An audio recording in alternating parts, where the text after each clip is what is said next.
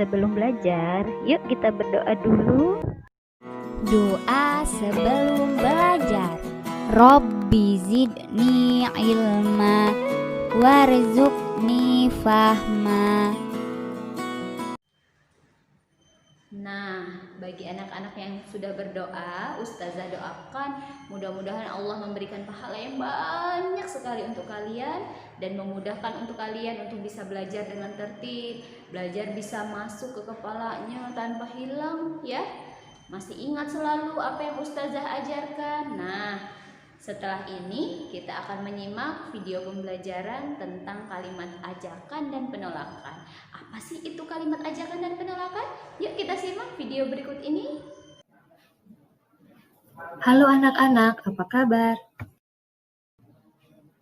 Hari ini kita akan mempelajari tentang kalimat ajakan dan kalimat penolakan. Kalimat ajakan adalah kalimat yang berisi ajakan untuk melakukan sesuatu. Ciri kalimat ajakan adalah menggunakan kata ayo, mari, atau marilah. Kalian tentunya sering ya mendengar kalimat ajakan atau kalian sendiri yang diajak oleh teman atau orang tua.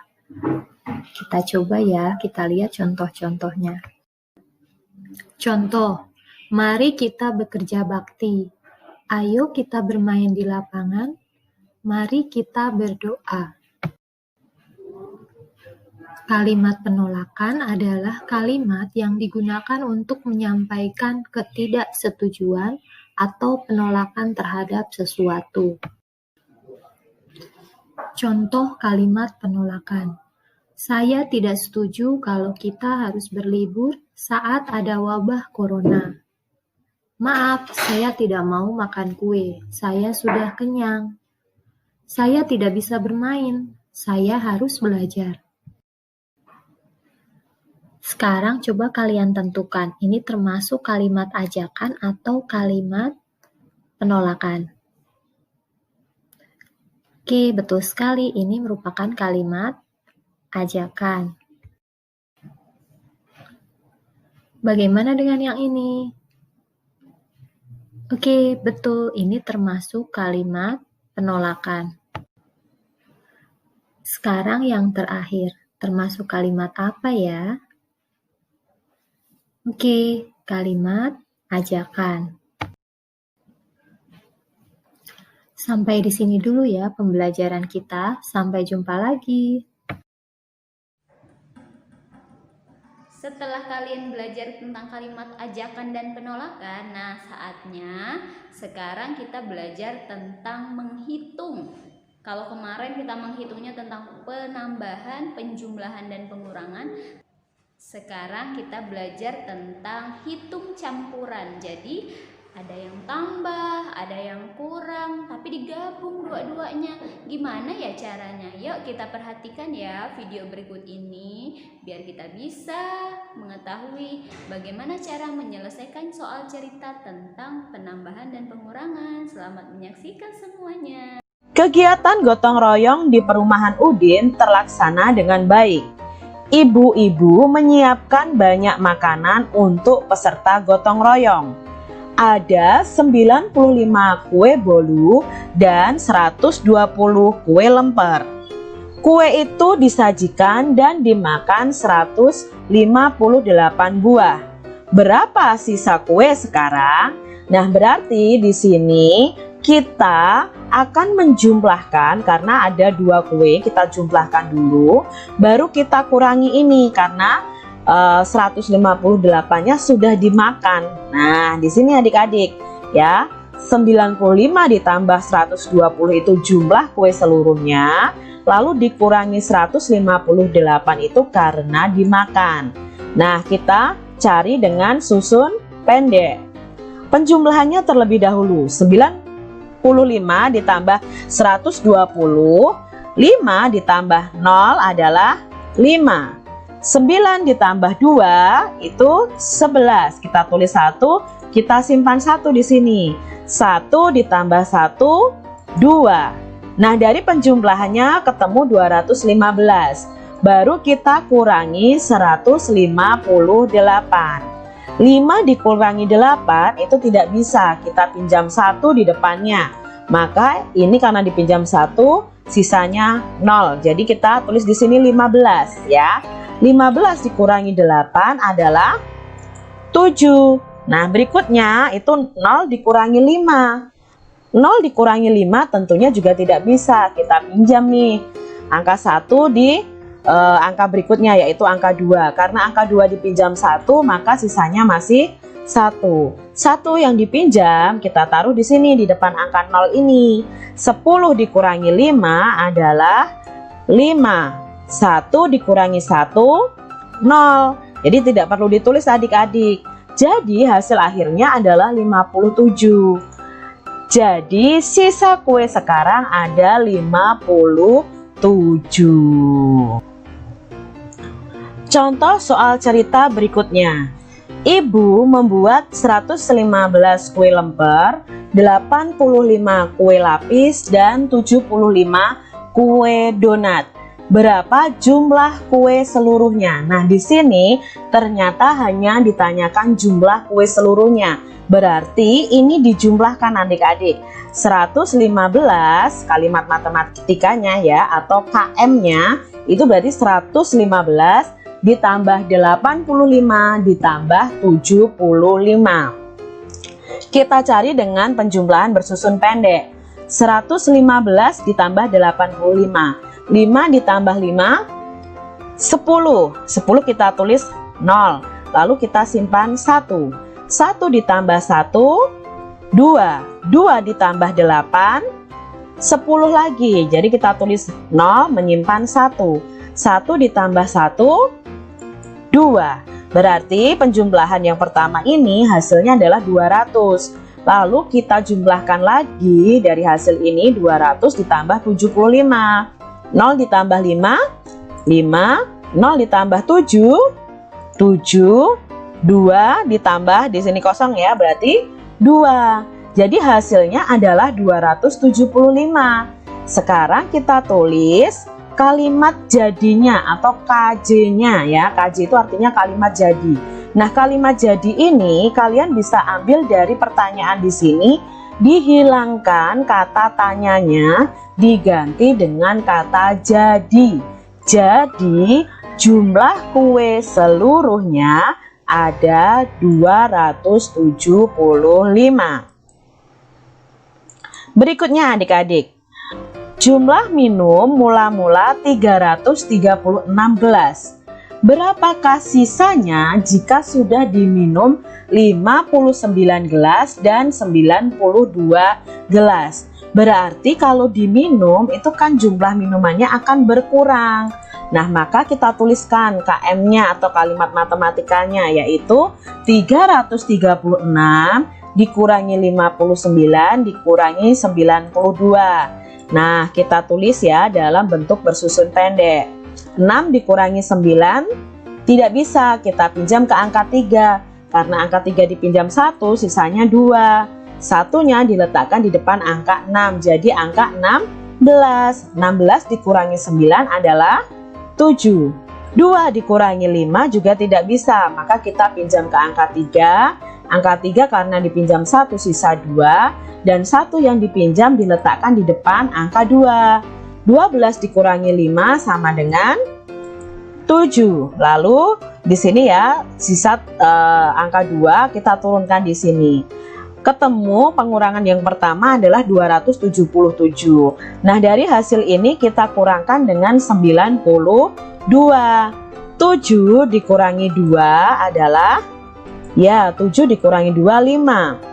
7 dikurangi 9. 7 dikurangi 9 tidak bisa adik-adik, kita pinjam ke angka 2. Angka 2 dipinjam 1, maka sisa 1. Lalu 1 yang dipinjam kita letakkan di sini nih. Jadi angka 17. 17 dikurangi 9 ada 8. Lalu satunya ini kita turunkan. Nah, ini adalah hasil akhirnya. Jadi 336 dikurangi 59 dikurangi 92 sama dengan 185. Lalu kalimat jadinya atau KJ-nya adalah jadi sisa minuman ada 185 gelas. Nah, anak-anak, setelah kalian menonton cara menyelesaikan soal cerita dengan hitung campuran, sekarang saatnya anak-anak mencoba menyelesaikan latihan di halaman 176 dan 177. Meskipun menghitung juga pakai campur-mencampur, namun jika kita bercampur untuk bermain dengan teman, jangan sampai tidak rukun ya. Seperti video berikut ini. Selamat menyaksikan.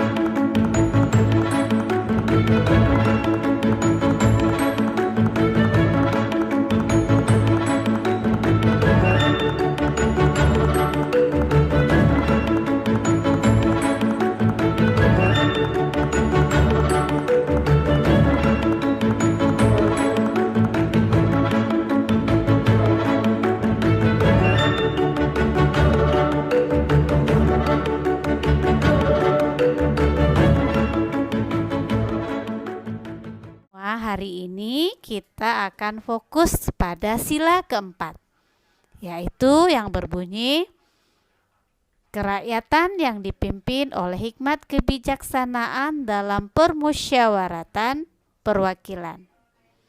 Sila keempat dilambangkan dengan kepala banteng. Nah, anak-anak, perilaku yang mencerminkan sila keempat adalah musyawarah, menghormati pendapat teman, menghargai orang lain, dan sebagainya. Nah, agar kalian bisa paham tentang pengamalan sila keempat ini, mari kita lihat cuplikan video berikut ini. Selamat menonton anak-anak. Cerita tentang sebuah keluarga yang sedang berkumpul membicarakan tujuan piknik. Ada ayah, ibu, kakak, dan adik. Ayah membuka percakapan. Ayo anak-anak, kita liburan. Besok pikniknya kemana? Ke pantai saja ayah. Ke Ragunan ya? Bagaimana kalau ke rumah nenek saja? Wah, kok tujuannya berbeda-beda? Ayah jadi bingung. Kalau begitu, bagaimana kalau kita ikut saran ibu saja ke rumah nenek? Karena kita sudah lama tidak mengunjungi nenek. Setuju ya. Aku tidak mau. Aku maunya ke pantai. Pantai, pantai. Siti, tidak boleh begitu. Ayah, ibu, dan kakak sudah sepakat untuk ke rumah nenek. Siti seharusnya menghormati keputusan kita semua. Baiklah ayah, aku ikut saran ke rumah nenek. Yang penting kita piknik. Terima kasih ayah. Nah, begitu Siti. Itu baru namanya anak yang baik.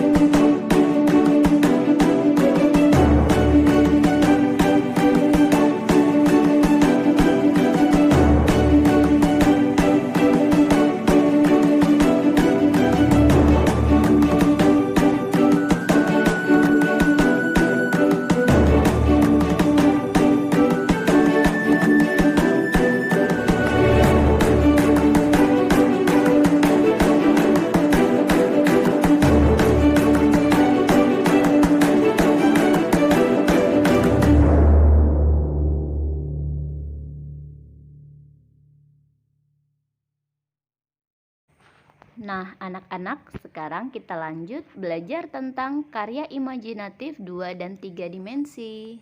Bismillahirrahmanirrahim. Assalamualaikum warahmatullahi wabarakatuh. Anak-anak, pada pembelajaran SPDP kali ini, Ibu Fia akan menjelaskan tentang karya imajinatif 2 dan 3 dimensi. Kira-kira ada yang tahu tidak ya apa karya imajinatif 2 dimensi itu? Jadi, karya imajinatif 2 dimensi adalah sebuah karya seni yang mempunyai batas 2 sisi. Jadi, karya 2 dimensi itu hanya memiliki tinggi dan lebar. Seni rupa 2 dimensi tidak mempunyai ruang karena tidak mempunyai ketinggian dan ketebalan. Jadi, hanya memiliki tinggi dan lebar tanpa memiliki ketebalan. Di sini Bu Fia punya beberapa contoh, yaitu ada lukisan, foto, dan batik. Kenapa lukisan, foto, dan kain batik termasuk ke dalam karya imajinatif 2 dimensi? Kira-kira anak-anak ada yang tahu? Jadi, lukisan, foto, dan kain batik termasuk ke dalam karya imajinatif 2 dimensi karena hanya dapat dilihat dari satu arah saja. Artinya lukisan hanya dapat dilihat dari arah depan saja. Kemudian sama halnya dengan foto dan kain batik, karena dia tidak memiliki ketebalan, artinya tidak bisa dilihat dari belakang, tidak bisa dilihat dari samping, dan hanya bisa dinikmati dari satu arah. Nah, selanjutnya Ibu Fia punya contoh nih. Di sini adalah ada lukisan legenda, yaitu lukisan Malin Kundang. Di sini adalah salah satu contoh karya imajinatif 2 dimensi. Selanjutnya, kita akan belajar tentang karya imajinatif 3 dimensi. Kira-kira anak-anak ada yang tahu apa itu karya imajinatif 3 dimensi?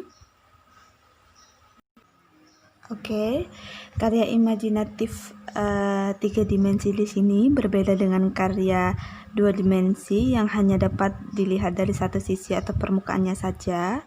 Karya seni rupa 3 dimensi dapat dilihat dari berbagai sisi. Selain menambahkan sudut pandang yang dapat diambil, hal ini juga tentu memberikan tambahan ruang gerak kreasi, seperti contohnya patung atau vas bunga. Jadi ketika anak-anak melihat patung ini adalah salah satu contoh karya seni 3 dimensi karena patung itu bisa dilihat dari depan, dari samping, maupun dari belakang. Jadi artinya seni rupa 3 dimensi itu bisa dilihat dari segala sisi. Untuk selanjutnya, di sini Bu Fia punya contoh gambar seni rupa 3 dimensi. Ada vas bunga dan ada patung. Anak-anak tahukah bahwa karya 3 dimensi dan 2 dimensi itu bisa juga kita bikin menggunakan bahan alam? Contohnya seperti vas bunga. Vas bunga bisa kita buat dari tanah liat. Seperti halnya patung, ada juga patung buatan manusia yang terbuat dari tanah liat. Kemudian meja, tas-tas unik, atau seni karya yang lain yang dia memiliki bidang atau bisa dilihat dari segala macam sisi, itu merupakan karya 3 dimensi dari berbahan alam. Selanjutnya, Ibu Fia punya nih contohnya adalah lukisan. Kira-kira gambar di samping termasuk karya 2 dimensi atau 3 dimensi ya? Oke, betul. Lukisan di samping adalah termasuk contoh dari karya imajinatif 2 dimensi. Kemudian Ibu Fia punya gambar lagi nih. Gambar di samping termasuk karya 2 dimensi atau 3 dimensi ya? Ya, pintar. Vas bunga termasuk dalam karya seni 3 dimensi. Kenapa? Ada yang bisa menjelaskan? Karena vas bunga bisa dinikmati atau bisa dipandang, bisa dilihat dari segala sisi, tidak hanya seperti halnya lukisan hanya bisa dilihat dari satu sisi. Oke, terima kasih atas perhatiannya. Semoga penjelasan dari Bu Fia bermanfaat dan jangan lupa belajar. Wassalamualaikum warahmatullahi wabarakatuh. Duh, nggak terasa ya, ternyata sudah selesai kita belajar. Mudah-mudahan anak-anak semuanya paham dan dimudahkan sama Allah. Untuk itu, Ustazah doakan mudah-mudahan yang sudah menyimak video ini bisa belajar dengan tertib kembali, bisa masuk ke kepalanya ingatannya ya.